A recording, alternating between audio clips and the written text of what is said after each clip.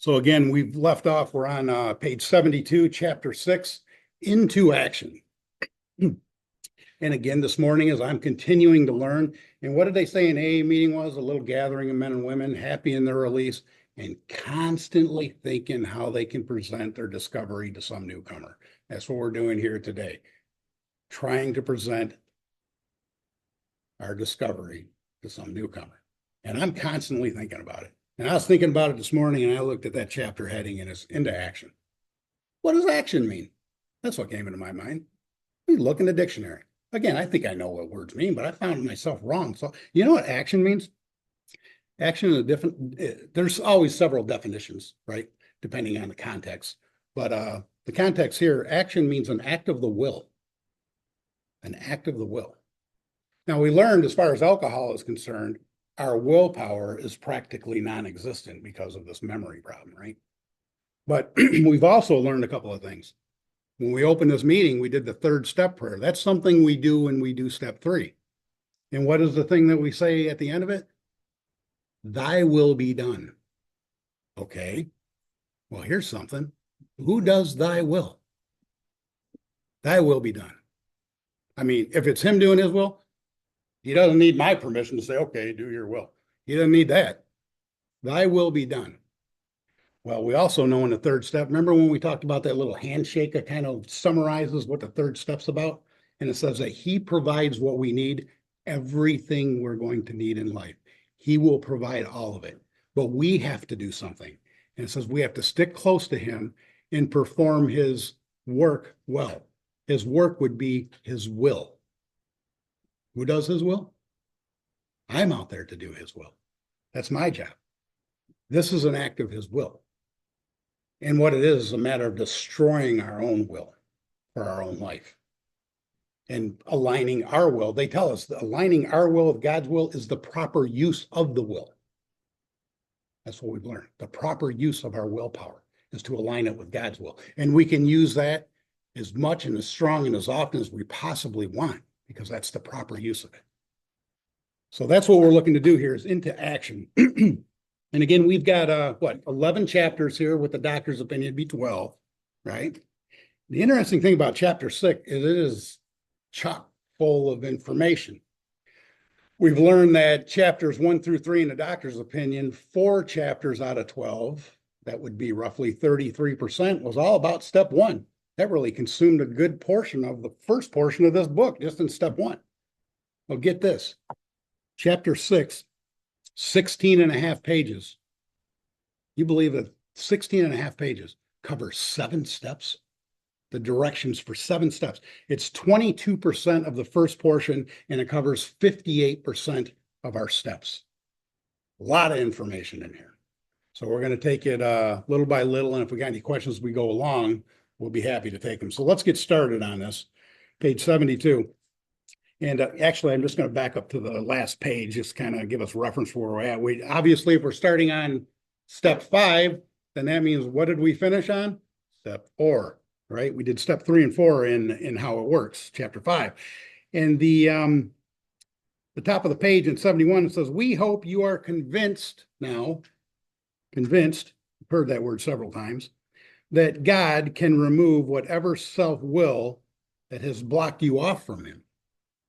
So see, what we've learned, the reason we're doing this inventory, and the reason we're going to be going into asking God to remove our defects, and the reason we're going to be doing our amends, is that whole process has to do with removing the things that are blocking us from him. Think about it. If he's going to provide everything I need, I got to stick close to him, perform his work well. Well, to perform his work, I got to know what his work is, which means I got to stick close to him to ask what his work is. Well, if I'm blocked off from him, I'm not going to find that out now, am I? So we have to remove the things that are blocking us. And that's this process of steps 4 through 9, is to remove those blocks, what's blocking us from him. If you have already made a decision, that was step 3, making a decision. Basically, step 3 is making a decision to do step 4 through 9. All right. If you've made that decision and you have an inventory of your grosser handicaps, that's what we're dealing with here in step 4, our grosser handicaps. It says you've made a good beginning. So even at finishing step 4, we are still in the beginning of this deal.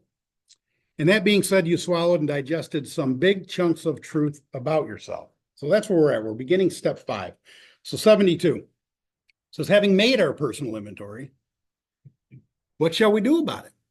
What do we do? Well, if I look at it up here, it says 5, admitted to God, to ourselves, and to another human being the exact nature of our wrongs. See any directions there? What does that mean, and how do you do that? Cliff note. Let's see if we can get to the directions here. What do we do? What do we need to do? Well, the first thing I need to do is get my glasses on because I'm having a hard time reading. We've been trying to, one, get a new attitude. We learned that a long time ago. Remember, ideas, emotions, and attitudes, which were once the guiding forces of these men's lives, are suddenly cast aside and a new set of conception and motives overcome them. That's the way Dr. Jung explained what a spiritual experience looks like. So we're trying to get a new attitude. 2, we're trying to get a new relationship with our Creator because we need to be unblocked so we can provide what we need. Why do we need Him to provide what we need? Well, this really goes back to the second part of step 1. And that goes back to ask yourself this: how well have you done in providing what you need? If you've done so well, you probably wouldn't be sitting here today, right? Our lives were unmanageable by us. But we're looking to get it managed in another way. So we need that new relationship with our Creator. And 3, what we're trying to do is discover the obstacles in our path, the obstacles of getting a new attitude and the obstacles of developing this new relationship with our Creator. We have already, 1, admitted certain defects. But who did I admit them to when I did step 4? Me. When I was writing my step 4, I didn't write it with somebody else. I didn't sit down with my wife and say, is there anybody I'm missing here? Or is there anything? No, I did that myself, right? So I admitted them to myself. 2, we've ascertained in a rough way what our trouble was, what's blocking us. And 3, we've put our finger on the weak items in our personal inventory. I would underline this. Now these are about to be cast out. We're trying to get rid of them because they're the things that caused our troubles we've already read about. And they're the things that are blocking us. And this is going to require action on our part, which when completed will mean that we've admitted to God and we've admitted to ourselves and we've admitted to another human being the exact nature of our defects. Now, step 5 says the exact nature of our wrongs. Here they're saying the exact nature of our defects. And step 7 is talking about asking them to remove our shortcomings. What are all these different things? They're not different. They're exactly the same. They're the weak items, the things blocking us. A shortcoming, a defect, they're all exactly the same thing they're talking about. Bill just never liked to repeat himself, as I understood when he was writing this book. He'd always like to cast something in a different way, or sometimes use different words that mean exactly the same thing. So don't be confused by that. So this brings us to the 5th step of the program of recovery mentioned in the preceding chapter. This is perhaps difficult, do you think? Sitting down and talking to somebody about all of these defects. This is perhaps difficult, especially discussing our defects with another person. We think we've done well enough in admitting these things to ourselves. After all, some of us have spent a bit of time doing our 4th step and writing it out. How many have done a 4th step in this room anyways? Okay. Anybody get that done in a day? Well, good. Phil did. It's a long day. But yeah, well, you were the only one to raise your hand, so I would call that a rare case, but it doesn't matter. Doesn't matter. It's usually a pretty intensive process. So we think we've done well enough in admitting it to ourselves, and they say there's doubt about that. In actual practice, we usually find that a solitary self-appraisal insufficient. Many of us thought it necessary to go much further. We're going to be more reconciled to discuss ourselves with another person when we see a good reason to do it. So why should we do it? I can tell you, one experience I had goes halfway into what they're talking about here, and it was, I'm going to write down all these things, and I'll be willing to discuss them with another person, except this 1 or 2 things I'm going to keep in my head, and I'm never going to share with anybody. We'll see how that works out. So why do we need to do it? Underline this, the best reason first. If we skip this vital step, we may not overcome drinking, period. There it is. If we skip this vital step, anybody got the definition of vital? Necessary for life. Necessary for life. If we skip this vital step, we may not overcome our drinking period. Time after time, newcomers have tried to keep to themselves certain facts about their lives. I'm not sharing that with anybody. Trying to avoid this humbling experience, they've turned to easier methods. Oh, the easier, softer ways. What did we learn about the easier, softer ways? What do we get out of the easier, softer ways? Nothing. Result is zilch with easier, softer ways. Almost invariably. That means almost all the time. They got drunk. Sounds like your chances of recovery go from 0 to pretty high when we're talking about almost invariably if you did not do the step. Having persevered with the rest of the program, they wondered why they fell. And we see that a lot with newcomers. They'll come around and be here for 3 months, or maybe, like at this meeting, we ask you to announce if it's been less than 6 months. It's not to embarrass you. The reason is so that we know 2 things. One, that I know how many newer people I got, because if I got more newer people, I want to get more into some of the basic information, to make sure you get some of that. But 2 is the people that are here that are recovered, what are they supposed to be here for?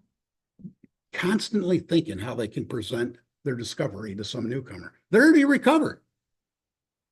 They're here to find somebody to help. You say less than 6 months, I know who to help. I know who to go to. So we see that it says that they persevered with the rest of the program. And I think back, this is probably about 15 years ago, this guy that when I was in Michigan, and he was really involved in AA. He led a whole group that went to jails all around town, really big into that. Set up meetings, was on the committees all the time for the conventions for the state and the county conventions and all this stuff. And he ended up getting drunk after, I don't know, probably 10, 15 years being sober. He got drunk. But not only did he get drunk and killed himself. But the fact of the matter is he got drunk. Why did he fail? I mean, we all hear about he's doing the service for it. What happened? Was that one of the rolls of the dice? No. Right here says this could be one of the greatest reasons. Holding on to that 1 or 2 things that we want to hold on and just go with an easier software where I'll talk about all the rest of it, but that. Now, I'm not saying that's what he did, because there's other things as we go. This is it. Rarely do you fail if you thoroughly follow the path. He must not have thoroughly followed the path. That's generally the case you can find with any newcomer. And most of the time with a newcomer, if it's, early on that they go back out and drink, chances are I have found, this is my opinion, so I can put that out there. It's not AA information, my opinion, and from my experience, it's because they never got the real sense of what step 1 is about, which is a third of the book, which is, do I understand that I'm hopeless? There is no human solution for me. Am I convinced of that? Because if I think there's any inkling that I can do this somehow myself, or one thing we see a lot, and we read a lot of case studies about is, you know what, I've been sober 6 months now. I've been sober a year now.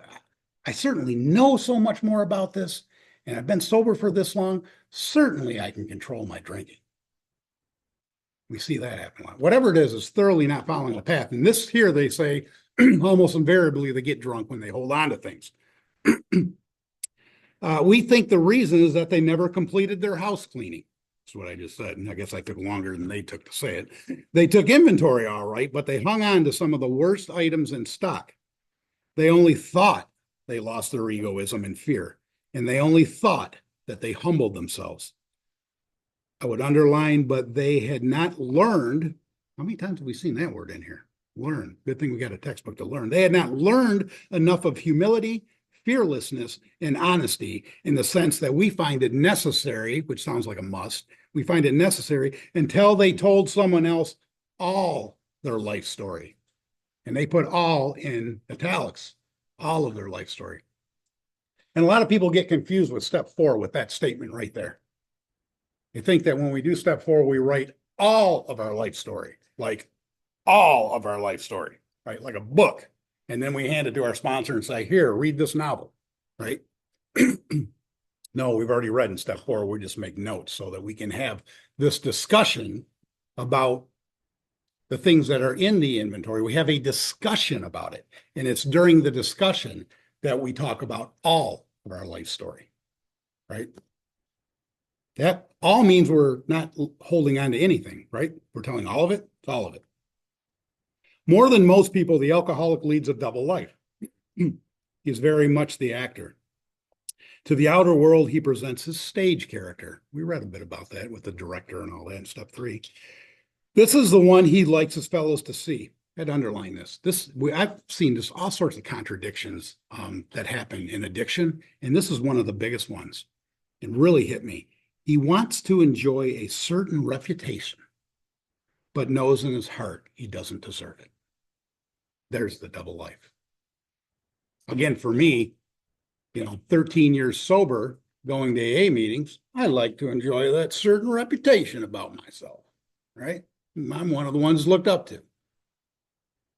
Yeah, deep down inside, the next thing I know, I'm sitting in the closet in my bedroom with a gun to my head, ready to blow my brains out. Just contradictions galore. We have to get rid of that. And those are the things that lead us. I think we've talked about this before. It has something to do with pride. This idea, and I don't know about you, but with me, when I went through life in hindsight, was never able to really be on the same level with anybody. I judged everybody. You're either above me or below me, never on the same level.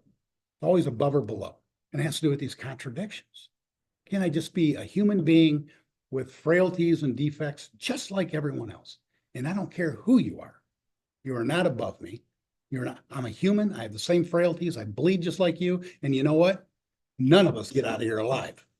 When I find one of you that can get out of here alive, then you may be above me. But as human beings, it just doesn't happen, right? We're all the same. The inconsistency or contradiction, the inconsistency is made worse by the things he does on his sprees. Who remembers what a spree is by definition? That just seems like a wild word, spree. Okay, I just went drinking. That's what I thought a spree meant. I went out one time and I got drunk. But spree by definition is unrestricted overindulgence. We're unable to restrict our use of alcohol and we overindulge. So on our sprees, we do things. And then we come to our senses. Remember in the cycle, we emerge remorseful.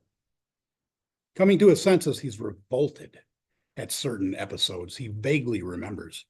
These memories are a nightmare. He trembles to think someone might have observed him. As fast as he can, he pushes these memories far inside himself, and he hopes they will never see the light of day. Anybody ever have that? My God, every one of us has that thing right here. Right there in the foreground. Would underline, he is under constant fear and tension, and that makes for more drinking. In other words, it keeps us restless, irritable, and discontent, blocks us from God. Restless, irritable, discontent, full of fear, full of self-loathing, and it makes for more drinking. Psychologists are inclined to agree with us. We've spent thousands of dollars for examinations.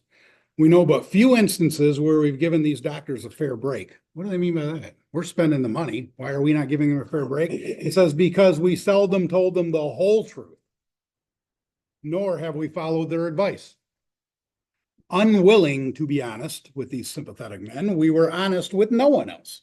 Small wonder many in the medical profession have a low opinion of alcoholics and have a low opinion in their chance of recovery. But here it says, we must.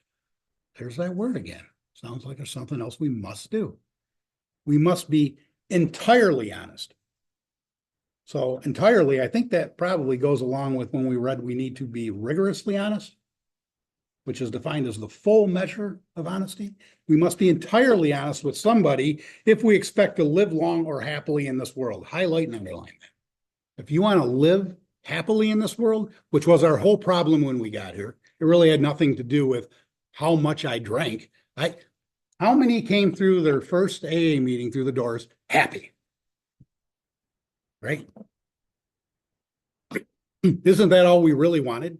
Was a sense of happiness, even just an even kid, where my problems haven't piled up and become astonishing, full of fear and this constant tension, just happy. It says, if you expect to live happy or even long in this world, it says here, the requirement must be entirely honest with somebody. Sounds like they're making a lot of emphasis on how important this thoroughness is on step 5, isn't it?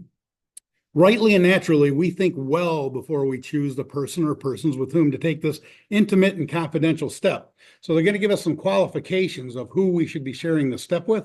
1939, they didn't have sponsors. They had very few, even mentors. When this book went out, it was going out all over the country. They only had 3 meetings at that time. In Akron, in Cleveland, and in New York. But this book went out all over the country. Somebody got a hold of this book. They started working this stuff. Well, they didn't have a mentor. So who am I supposed to do the step 5 with? What I'm getting at, they're going to give us the qualifications. You can use anybody who falls within those qualifications. But generally speaking, today in AA, this is one of the big differences. Your mentor is probably the best pick for that. It's usually the best person to work with. Don't have to, but the reason they write this like that is because they didn't have it back then, but we have it today. So those of us belonging to a religious denomination which requires confession must, and of course will want to go through the proper appointed authority whose duty it is to receive it. Though we have no religious connection, we may still do well to talk with someone ordained by an established religion. We often find such a person quick to see and understand our problems. So that's pretty important, that they're quick to see it and understand it. You don't want somebody to say, oh my God, man, enough. You know what I mean? You're sick. Get out of here. We need somebody who understands and understands what we're driving at. Of course, we sometimes encounter people who do not understand alcoholics. If we cannot or would rather not do this, then I would underline this, qualification 1. We search our acquaintance for a closed mouth, understanding friend. Somebody who can keep their mouth shut about what you're going to tell them. And somebody who's going to be understanding of what you're driving at, which is a life or death errand that's vital for you. Perhaps our doctor or psychologist will be the person. It may be one of your own family. But, and however, I've had this happen. We've talked about this before, where I'd have somebody go out and first thing they want to do is get this stuff off their chest and they go tell their spouse. And oh my God, what happens there? It may be but he never read the step. He never read this page. It may be one of our own family, but underline, we cannot disclose anything to our wives or our parents which may hurt them or make them unhappy. And I do not believe that only stops at our wives or parents, right? We should not be out disclosing anything that's going to hurt anybody to save our own skin.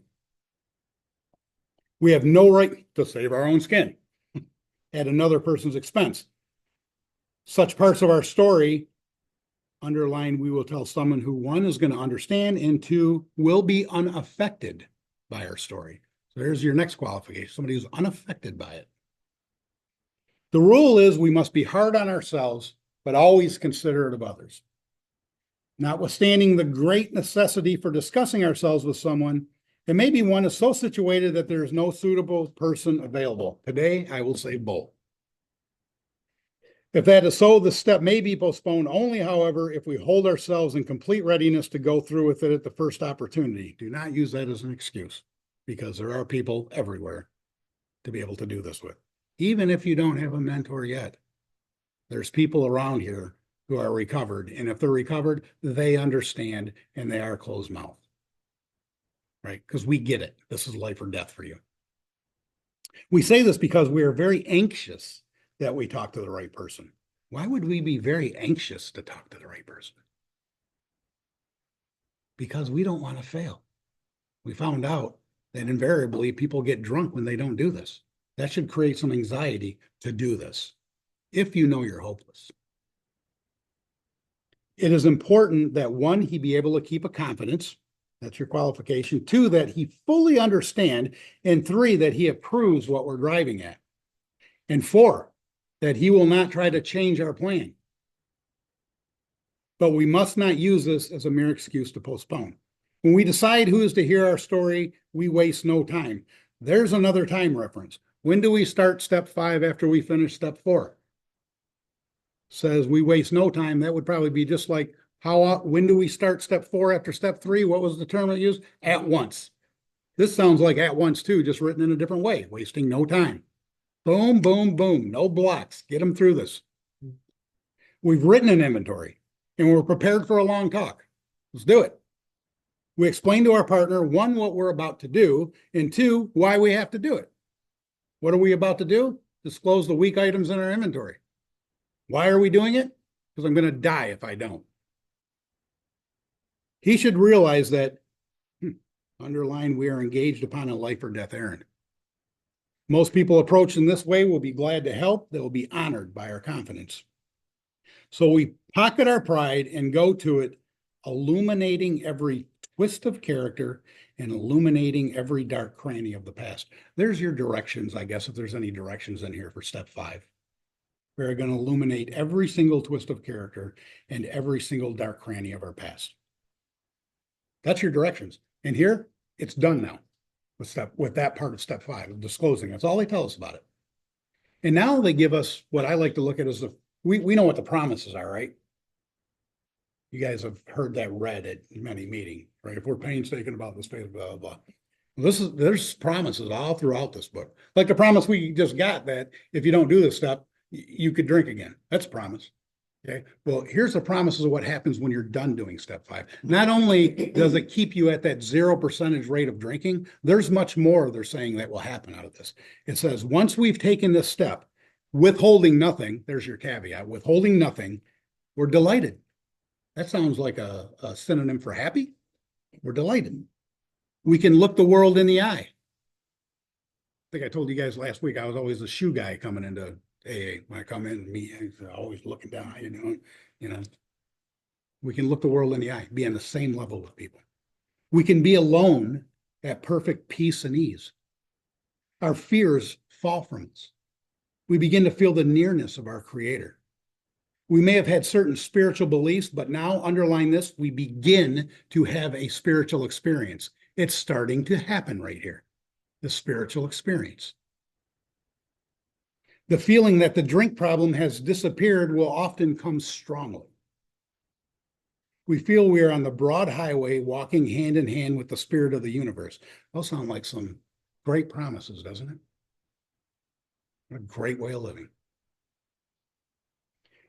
Now, second part, we just got done discussing this. Now, this is the reflection period of step 5. It says we're going to return home and we're going to find a place where we can be quiet for an hour. They give us a timer. Talk about clear-cut directions, right? What you're going to do, where you're going to do it, and how long you're going to do it for. Be home for an hour, and we're going to carefully review what we've done. We thank God from the bottom of our heart that we know Him better. And we're going to take this book down from the shelf, turning to the page, which would be page 59 and 60, 59, which contains the first 5 proposals, but the first 12 steps. We're going to carefully read the first 5 proposals, first 5 steps. And we're going to ask ourselves, have we admitted anything? For we're building an arch through which we shall walk a free man at last. We need to make sure it's solidly in place. Is our work solid so far? And are the stones properly in place? Have we skimped on the cement we put in the foundation? Have we tried to make mortar without sand? If we can answer yes to our satisfaction, then we look at step 6. We're done with step 5. There it is. Got any questions about that? Quite simple, really. Quite simple. This is not as complicated as we often make it. You know, go back to the 4th step. Their guides that they tell us how to write a 4th step is so simple. Yeah, you go online and look up 4-step guides. You can see things as long like this. Your whole life story in a book. They don't say that's how it's. That's why, again, with so much information, it's so nice that they foreseen what this could turn into, that they said, we got clear-cut directions that work, and we're going to put it in here, and this is the AA recovery program, and therefore anything that comes about that's outside of this, that is not the AA recovery program. This is what works with a net 0 failure result. Why do we need to try to make it any better, right? Now, it's not saying that something else might not, and we say this often, doesn't mean something else might not be good for you to do. We just don't know what your results are going to be. But if you want your result to just simply be that you're going to recover, all you got to do is what's in here. That's simple. So step 6, we've emphasized willingness as being indispensable. Are we now ready to let God remove from us all the things which we have admitted are objectionable? That's the defects. Do we want to get rid of them? Can he now take them all away, every one? If we still cling to something, we will not let go. We ask God to help us be willing. Now, that is actually the end of step 6. It's one paragraph. And it just says, are you willing to let it all go? And on the surface, that looks like a pretty simple question. Am I willing to let go of all of this nasty character defects of myself? Why wouldn't I be? Why wouldn't I be? Well, I'll tell you some of the reasons why we wouldn't be. I can tell you some of the reasons I was not in the beginning. I've often talked to you about my father. He was abusive with me growing up. And I wasn't willing to let go of that until I was faced with the fact that I have to be willing to let go of that. And what is that I'm letting go of? We're talking about a resentment here. But what I'm letting go of was, what was my part in it? At 7 years old, there was nothing that was my part in what I'd received. I know nothing that I had done deserved what I got. But see, the way I use that is to allow me to stay a victim. And that became, as I saw in my life, an excuse for my unexcusable behavior. You had a father like me, you'd done the same thing. Well, yeah, I'm not that great of a father, but I'm a hell of a lot better than my dad. Right? It's excuses. There's many, many things like that.